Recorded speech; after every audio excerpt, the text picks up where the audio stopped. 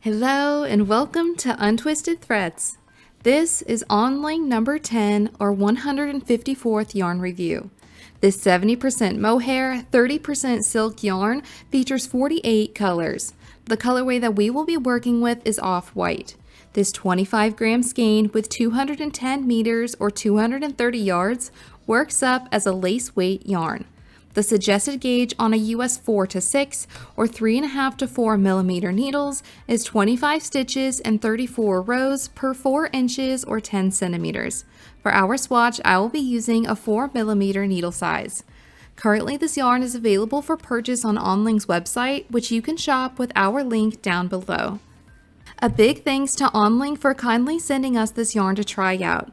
This is not a paid review, and as always, everything we say is 100% our honest opinion.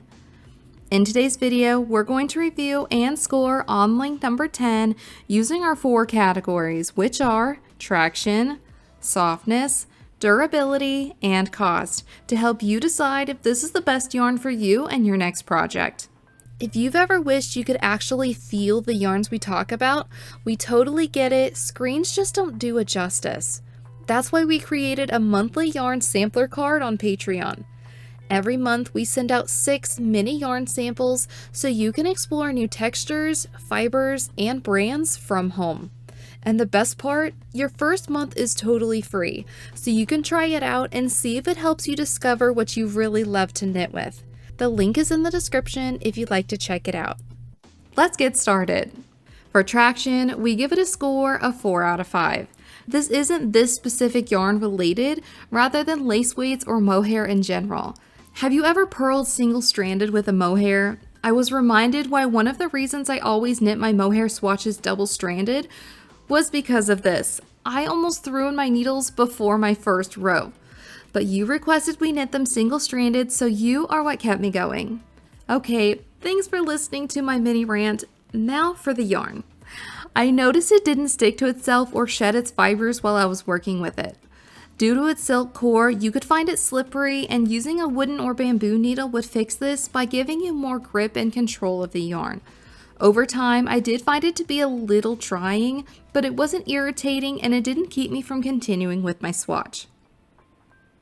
For softness, we give it a score of 4.7 out of 5. This yarn was very soft and fluffy. It has a slightly shiny core and a pretty good amount of halo to it. We've heard from some of you that mohair can often feel irritating or plasticky, and you'll be happy to hear that we didn't find that to be the case with this yarn. It felt to be of higher quality. For comparison though, it is softer than knitting for olive silk mohair and not quite as soft as Filcolana Tilia. I'd say it's pretty comparable to Drops Alpaca. For a micron count or softness scale rating, we'd estimate it to be about a 20 or softer than a typical merino, but not quite as soft as cashmere. Now, like any yarn, especially ones with a halo like a mohair or alpaca, we highly recommend you feeling and even making a swatch with it, seeing if places like your hands, arms, and neck are sensitive to the yarn before you get all excited and purchase a sweater's quantity. You'll be happy to hear that the 70% mohair is cruelty-free from South Africa, and the 30% silk is from India and China. The yarn is produced in Italy, supporting European craftsmanship. For durability, we give it a score of 4.5 out of 5. While mohair and silk are fairly strong and resilient, it's actually still somewhat delicate. Mohair fibers are often soft and thin, and can be more susceptible to damage from abrasion or friction. Over time, this can cause a lot of pilling or wear in places like the underarms of a garment. And although silk is smooth and shiny, it can also weaken with repeated wear. Yes, this durability can also depend on what you hold this yarn with, as mohair is often held double with a strand of wool or even another mohair. It's not superwash treated, so you will need to be cautious when washing it by hand. And when it came to our stress test, we noticed a very small amount of pilling, nearly invisible to see. For cost, we give it a score of 3.5 out of 5. For being a 25-gram skein, you can expect to pay $13 US per skein. That breaks down to about 5 cents per yard, meaning a size medium sweater quantity would cost approximately $65, not including the cost of a second strand if you wish to do so. Overall, we give Önling number 10 a score of 4.1 out of 5.